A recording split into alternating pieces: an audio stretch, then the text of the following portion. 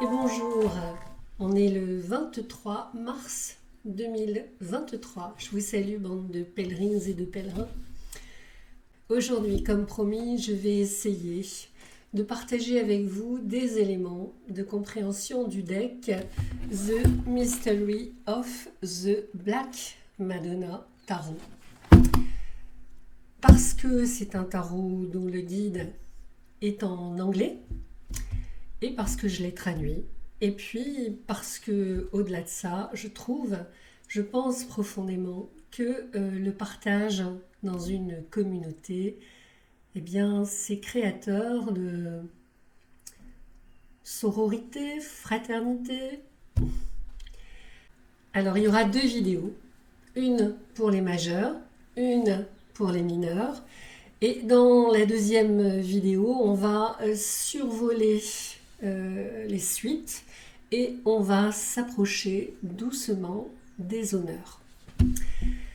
Bon, je me permets de vous confier que c'est une entreprise qui n'est pas simple, parce que dans ce que j'ai compris du fonctionnement d'Étienne Grobler, elle part d'une idée directrice qu'elle met au centre de son partage, et puis elle apporte une multitude d'éléments qu'elle place autour de cette idée directrice pour la faire rayonner un petit peu comme un soleil.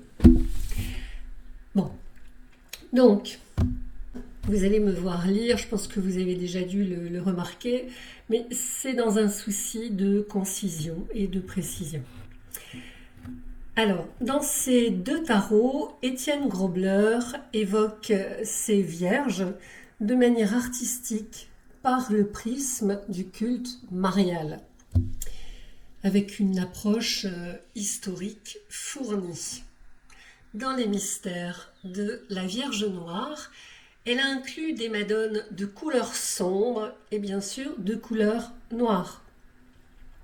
Le critère étant qu'elle puisse les rattacher à Notre-Dame dans la tradition chrétienne. Mais elle a également inclus certaines de ses prédécesseuses pour mettre en évidence l'évolution de l'iconographie et de l'archétype de la Mère divine. Donc on n'est pas enfermé dans cette tradition chrétienne, mais elle est présente. Donc, Étienne Grobler nous dit que son deck est un journal du pèlerin. Moi, j'ai envie de dire, je me permets ce commentaire, de dire que pour moi, c'est plutôt un camino du pèlerin. Donc, si on regarde de plus près ce qu'est le pèlerinage physique, on peut donc retenir qu'il nous mobilise complètement, physiquement, mentalement, émotivement, géographiquement, vers une destination, et ce voyage nous transforme. On comprend que le pèlerinage lui-même représente symboliquement le voyage vers soi-même. Aussi, ce camino nous emmène vers les mystères de l'initiation dans le sens enseignement, qui comprennent des aspects de mort psychique, mais aussi de renaissance.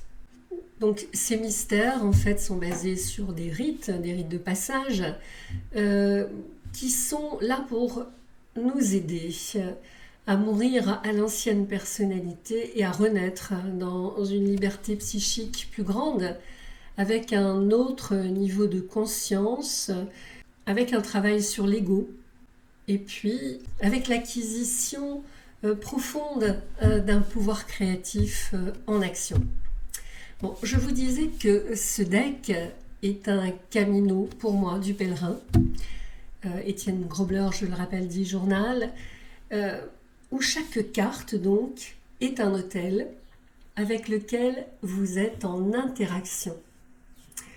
Et je rajoute que dans cet hôtel sont déposées des clés, de la nourriture, une carte pour nous aider à cheminer dans notre pèlerinage intérieur. Dans son guidebook, à l'occasion de la présentation de l'hôtel ou de l'arcane, Étienne Grobler nous explique la symbolique des objets qui sont présents dans cet hôtel, l'histoire de la statue, l'histoire du culte, le message de l'archétype et bien sûr le travail alchimique.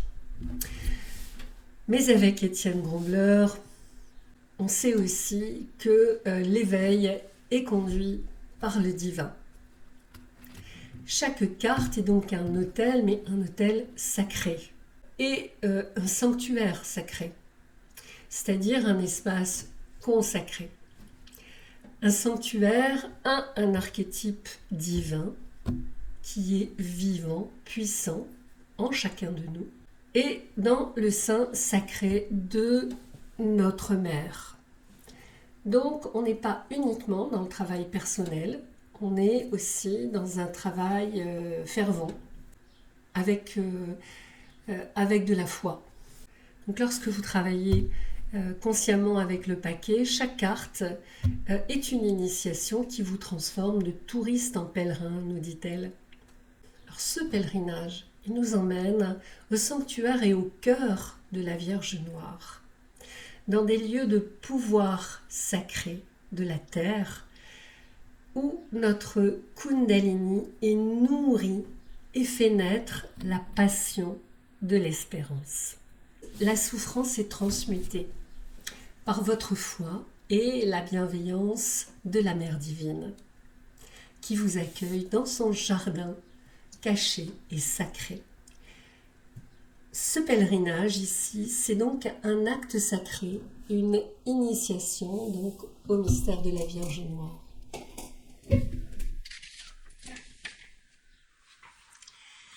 Donc, en réalisant ce deck, Étienne Grobler crée de l'art sacré qui révèle le mystère et le pouvoir transcendant du divin.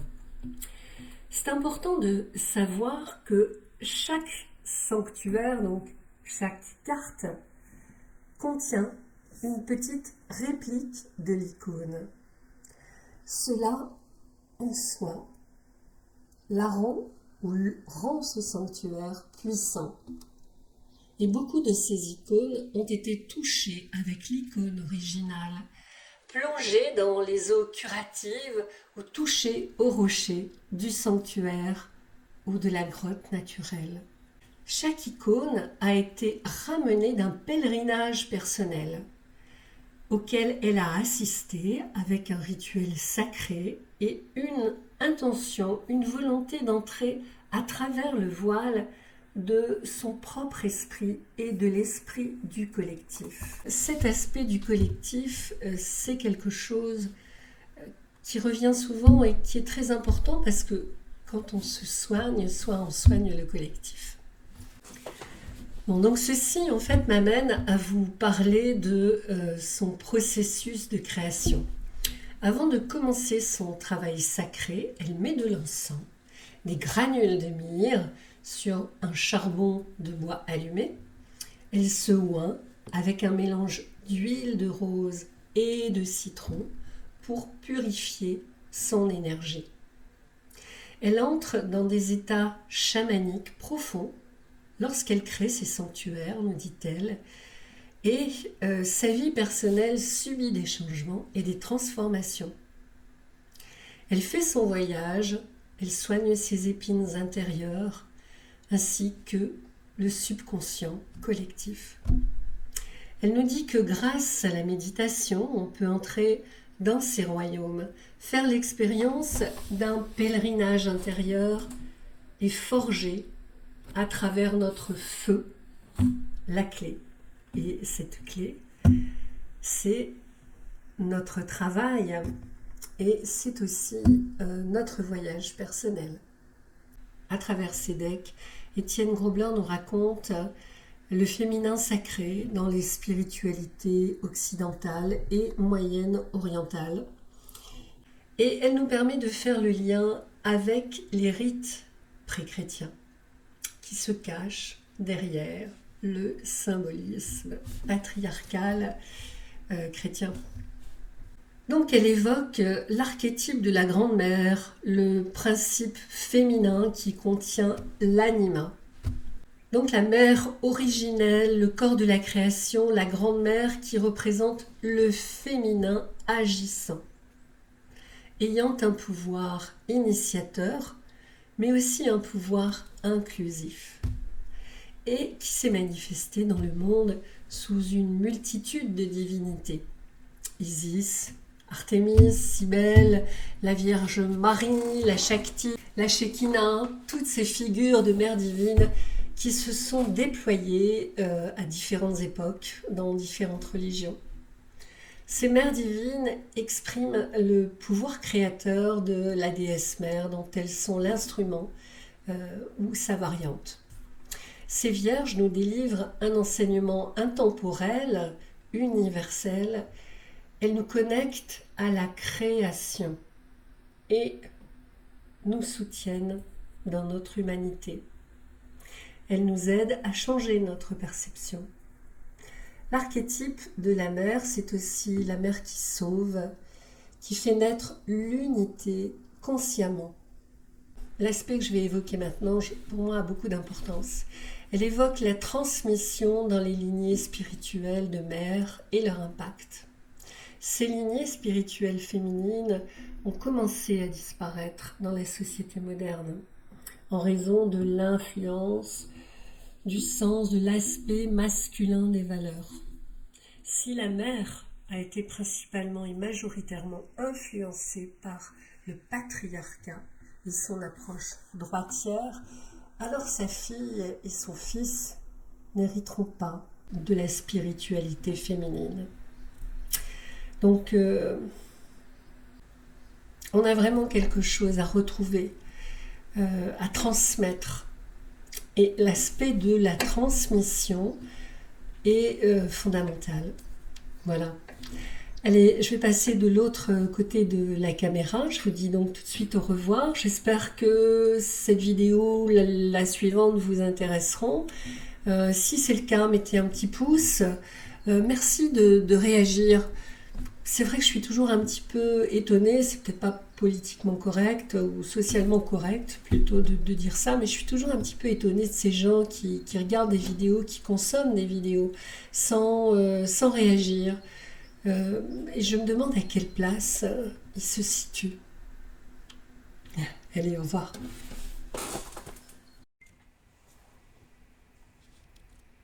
Donc on commence la lecture des arcanes majeurs avec le manteau rouge pour le fou. Moi je l'appelle la pèlerine rouge.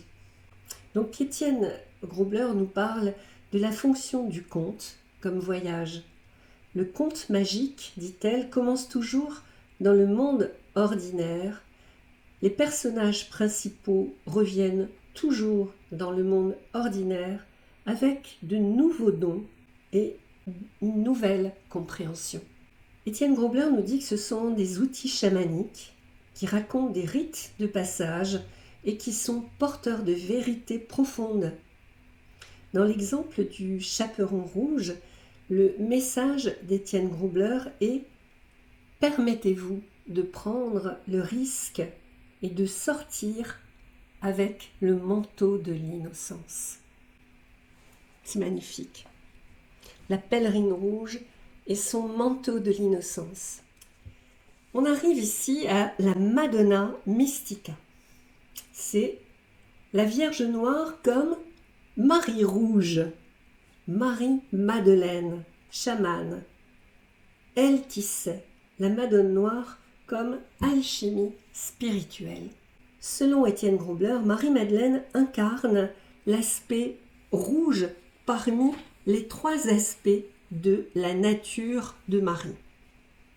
L'aspect rouge étant le cycle de la vitalité, de créativité, de fertilité à travers les rôles de mariée, amante et mère. Donc ça nous donne une information peut-être sur son prochain deck. Elle y évoque le nard de l'Himalaya, avec lequel donc Marie-Madeleine a oint Jésus-Christ. Elle nous indique que dans le livre secret des Cathars et le livre des Apocryphes, la mère babylonienne des dieux s'appelait Marie, M-A-R-I. Et toutes les prêtresses de la Grande Mère recevaient le titre de Maria. Alors ici, on a pour la grande prêtresse la mariée. Et on reconnaît Notre-Dame de Rocamadour. La mariée des mystères, la Madone Noire, est celle qui nous initie au grand mystère des Hieros Gamos, entre parenthèses le mariage sacré. Elle y évoque l'aspect initiatrice de la Vierge Noire et le rôle du rite initiatique. Cela veut dire aussi mourir au profane, être purifié par l'initiatrice, ressusciter dans une nouvelle compréhension, dans une nature élargie.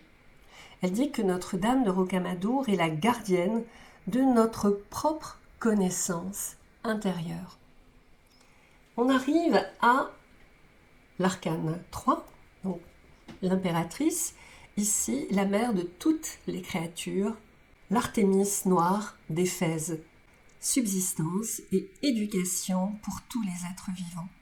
Ici, incontestablement, toute la terre est sacrée.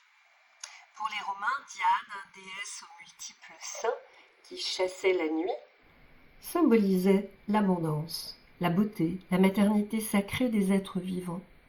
Dans cet arcane, Étienne Grobler évoque le cerf comme animal sacré de Diane ou d'Artémis, un ancien symbole de la divinité qui donne naissance. Le message d'Étienne Grobler pour cette impératrice est « Elle exige de vous reconnecter par vos sens et votre sensibilité à la terre et à toutes ces créatures. Elle est la force de vie fertile qui coule à travers vous et chacun de vos actes créatifs sont une extension de la sienne. La fécondité ne signifie pas seulement la procréation, elle est la force créatrice dans tout ce que vous faites.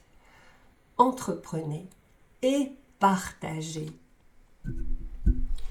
Le taureau sacré pour l'empereur. C'est un symbole puissant de régénération et de fécondité. Dans cet arcane, la Madone est associée au principe actif, mâle, avec le symbole du taureau dans le Hieros Gamos. Étienne Grobler évoque le tarot comme animal sacré.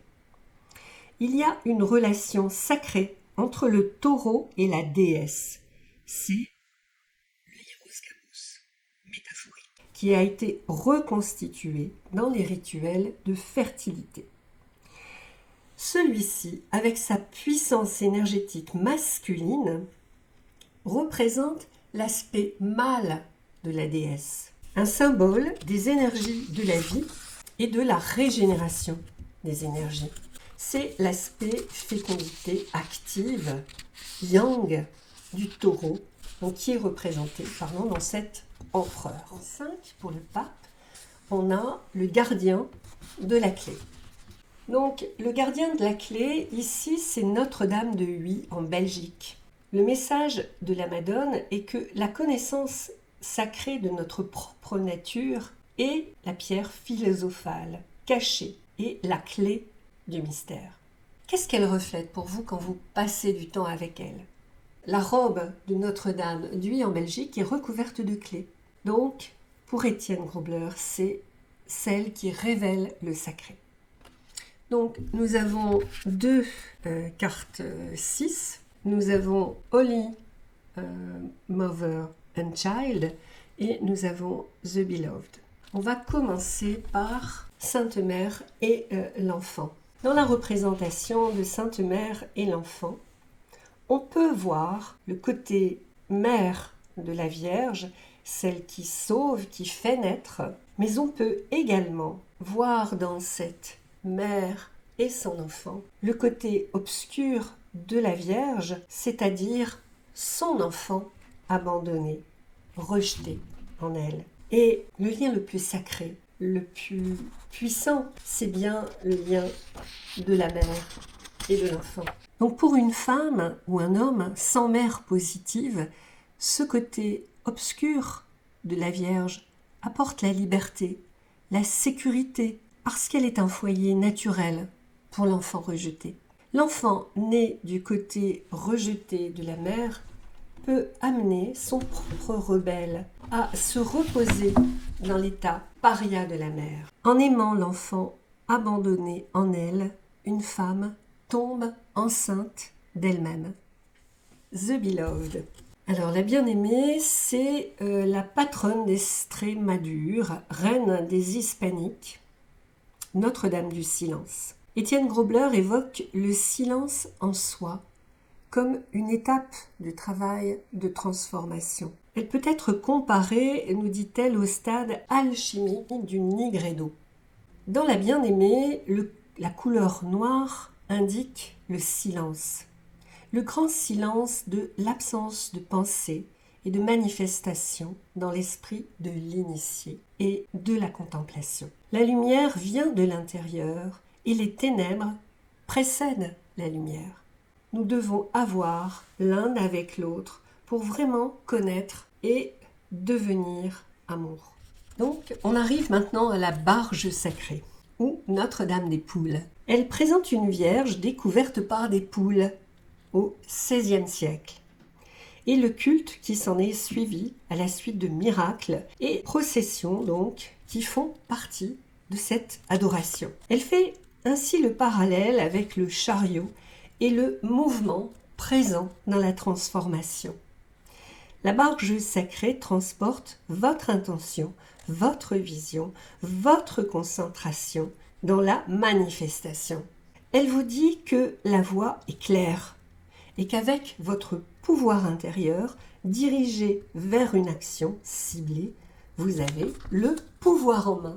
Et maintenant, en 8, Cybèle. Cybèle, gardienne des morts, déesse de la résurrection. Détail croustillant, Étienne Grobler précise qu'un des grands temples de Cybèle se trouvait sur le site du Vatican, où est érigée aujourd'hui la basilique Saint-Pierre.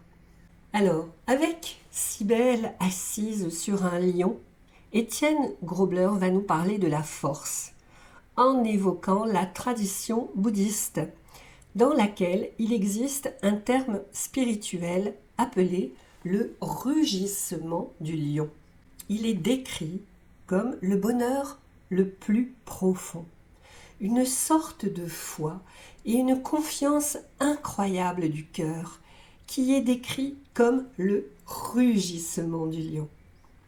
Cette confiance peut aussi être décrite comme le courage d'un cœur qui fait confiance à notre appartenance à la terre et à la divine mer Noire, à sa présence aimante, intemporelle. Grâce à la force intérieure du cœur qui rugit comme un lion, nous trouvons la paix au milieu de la vie et de la mort de ce monde. Nous pouvons devenir présents au moment présent et le chérir pleinement. On arrive maintenant à la montagne sainte, Notre-Dame de Montserrat, la Moreneta, la petite noire. Elle a été trouvée en l'an 888 par quelques bergers dans une grotte de la montagne. Son nom signifie la Vierge Noire de la montagne déchiquetée. Ici, on évoque la montagne comme une image de la Vierge elle-même, en raison de sa noirceur, de son mystère, de l'abondance liée à son milieu. La montagne sacrée est un message de solitude, de mystère intérieur, répondant à l'appel de se tourner vers l'intérieur. Elle vous invite à vous retirer du quotidien. Grâce à l'introspection, nous acquérons une connaissance et une sagesse plus profonde. En 10, pour la roue de la fortune, la Rose Garden, que j'ai traduit par la roseraie. La roseraie qu'elle décrit comme un espace clos, sacré, contenant en son centre la Vierge, c'est-à-dire l'espace du cœur. Elle fait ainsi le lien avec l'aspect circulaire et cyclique dans le travail de transformation avec la roue de la fortune. La roseraie est en effet le jardin de l'amour. Il contient à la fois la lumière et son ombre, la vie et la mort, l'hiver et l'été. La roseraie est le symbole à la fois de soi, de l'âme et du cœur. Sa nature close et entière est celle du soi. Les vierges, pas seulement celles de couleur noire, sont souvent représentées avec des roses qui symbolisent le cœur. L'autel de la roseraie est un puissant symbole d'unité intérieure. Le cercle des roses représente aussi l'infini, le centre de l'incarnation. Ici, donc, nous sommes dans l'espace du cœur. Et c'est vrai qu'on peut, à côté de cela, faire un parallèle avec le symbole du soleil, qui est un point entouré d'un cercle et qui signifie le manifesté fini, entouré par l'infini. Alors, on est maintenant avec la justice. Et ici, elle l'appelle la mère de la justice. La justice est la vérité voilée, au-delà du bien et du mal. Les deux soleils, l'un d'or et l'autre noir, symbolisent le nouveau monde intérieur. La Madone noire est l'union au-delà du bien et du mal, au-delà du noir et du blanc. Elle est la synthèse et les deux au lieu de l'un ou l'autre. Avec le 12, on est dans l'arbre de vie. D'abord, l'arbre, c'est un lien important avec la déesse pré-chrétienne qui était vénérée comme une forêt, comme un verger, un arbre. Avec l'arbre de vie, Étienne Grobler fait le parallèle avec Odin et aussi avec des arbres sacrés, par exemple le tilleul, parce que de nombreuses madones sont apparues dans les tilleuls.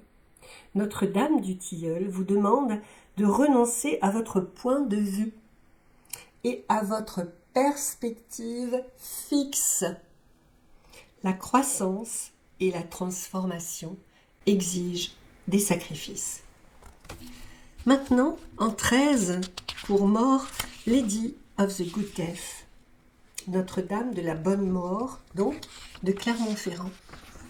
Alors, de nombreuses madones noires ont été placées profondément sous la terre, dans des cryptes d'églises. Et ces cryptes ou sous-sols des églises sont l'endroit où des tombeaux des martyrs et plus tard les tombeaux de riches mécènes de la royauté ont été installés.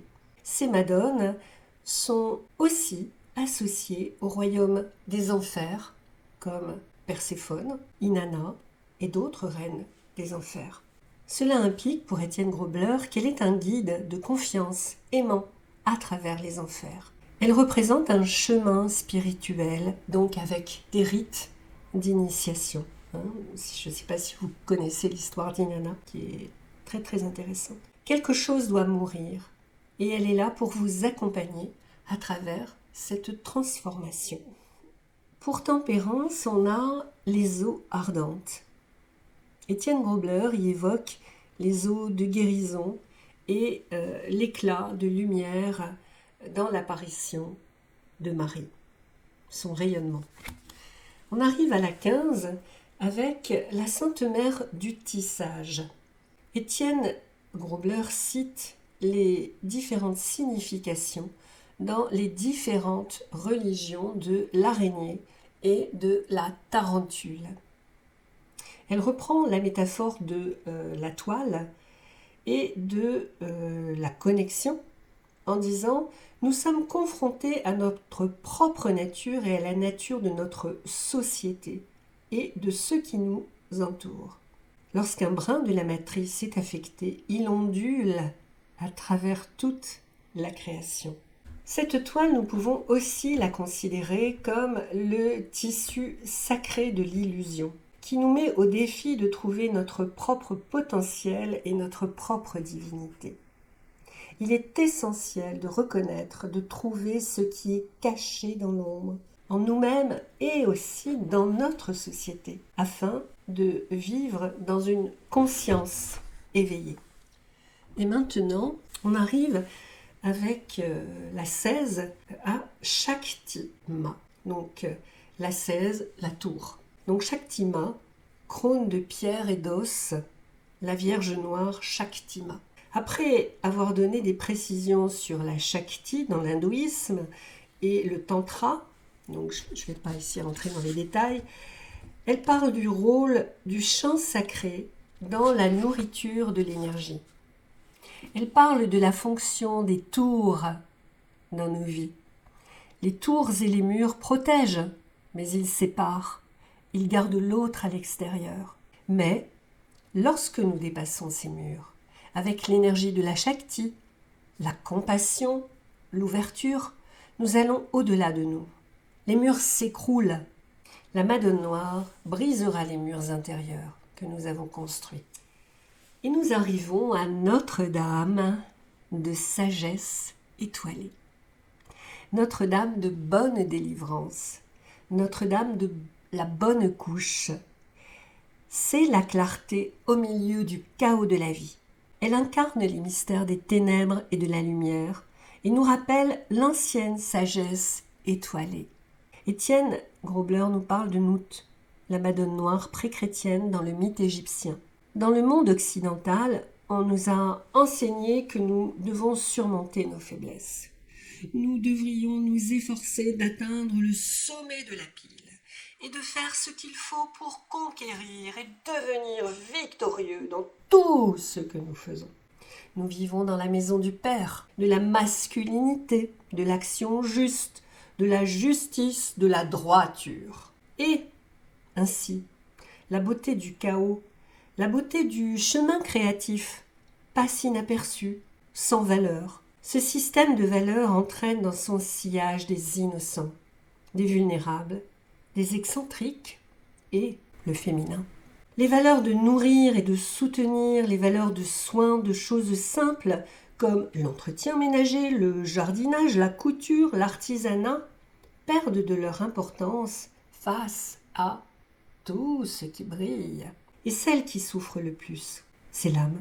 Dans ce système de valeurs déséquilibrées, on applique à nous-mêmes et au monde intérieur du soi ces lois de jugement. L'amoureux de la liberté, de l'innocence, de la compassion et de la beauté souffre profondément. Certains l'appellent l'enfant intérieur ou l'enfant d'or. Et elle est la star.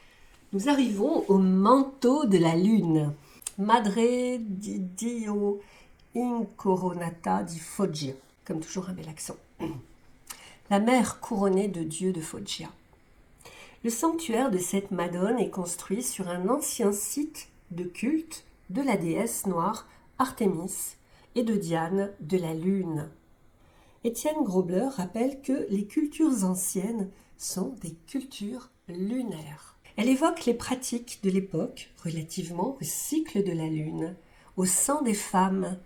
Elle parle de l'Amrite en faisant un parallèle avec le miracle de cette Madone.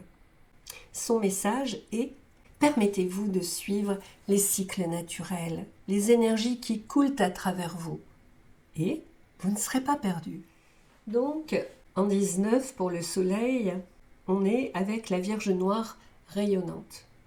Notre-Dame des douleurs, Dame de Kibéo. Sa noirceur est la noirceur de l'Afrique, dit Roger Aurochs. Donc Étienne Grobler y raconte l'histoire d'une jeune femme Tutsi qui a survécu à l'Holocauste et qui disait avoir reçu un avertissement apocalyptique de Marie. Elle évoque le sens qu'elle a donné à sa survie miraculeuse dans son message d'espoir et de pardon. Pour Étienne Grobler, elle symbolise le Christ intérieur. parce que malgré tout, elle rayonne d'espoir et de savoir que le soleil, le saint soleil, se lève toujours également dans notre paysage intérieur. Et aussi, parfois nous avons un aperçu du futur et nous réalisons que nous ne pouvons pas changer les manières du monde en une seule vie ou peut-être jamais. La beauté et la vérité de cette acceptation, de cette prise de conscience, c'est que sur ce chemin de Marie, la Vierge Mère, la Noire, nous sommes orientés vers le choix d'embrasser et de lâcher prise. Nous réalisons que nous ne sommes pas responsables de tout, de toute l'humanité. Nous réalisons que ce vaste pouvoir est vivant en nous et qu'à travers un travail intérieur sur notre intégrité, nous devenons un conduit, un canal pour cet amour divin qui coule à travers nous. Et puis, en vain, pour le jugement, la mère affligée. Étienne Grobler évoque l'aspect de la mère qui pleure la souffrance de l'univers. Dans la tradition chrétienne, on a compris que quand elle tient le Christ mourant sur ses genoux, ce Christ représente tous les êtres, et pas seulement le Jésus historique qu'elle embrasse. En araméen, la langue de Jésus, le noir signifie douloureux, et fait référence à la mère douloureuse, en deuil. Cela relie également la Sainte Mère Isis, qui a été qualifiée de chagrine lors de sa recherche d'Osiris. Son message, lorsque nous retenons le secret de notre douleur, nous retenons également la beauté de qui nous sommes vraiment. Lorsque nous abandonnons la douleur du rejet, de l'injustice et de la trahison, nous pouvons révéler notre âme la plus vulnérable. Et pour finir sur ces arcanes majeurs, en 21 pour le monde, la grande rose avec Santa Maria de Guadeloupe. L'image de la rose est l'un des grands archétypes qui guide l'évolution de l'humanité à travers son universalité. Transcendant les limites de toute croyance religieuse, c'est une image qui ramène l'imagination et la compréhension à la nature elle-même, au cycle naturel de la vie, à la capacité naturelle inhérente de retrouver son chemin vers la source de toute vie. À travers l'image de la rose comme perfection dans la nature et dans l'âme, on est guidé pour déplacer la réflexion sur le monde, son sens, vers l'intérieur aussi, vers l'âme personnelle et vers le cœur. Depuis l'Antiquité, la rose a été associée aux grandes déesses du monde antique. La rose est l'un des plus anciens symboles de la tradition, de la sagesse et de la sagesse divine, du Saint-Esprit rayonnant l'amour dans notre monde à partir de la terre divine. La rose en est venue à symboliser non seulement l'Esprit Saint, mais l'âme éveillée, réunie avec la terre divine. Dans cet arcane, Étienne Grobler évoque le thème de la révélation, en faisant le lien avec l'accouchement ou la naissance de l'enfant de lumière. Et elle dit « Ce n'était pas possible avant ce moment, parce que nous n'avions pas suffisamment grandi dans notre sens de l'identité pour que ce miracle incroyable se produise. » C'est la révélation de la Dame qui nous appelle encore à venir voir et méditer sur cette vérité. Nous sommes ce que le monde attendait et que cette heure est maintenant arrivée. La Madone nous appelle à être ses sages-femmes, d'être ses agents conscients du changement dans le monde.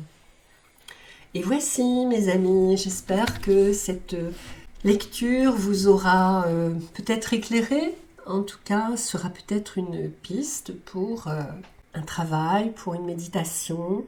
Voilà, à bientôt!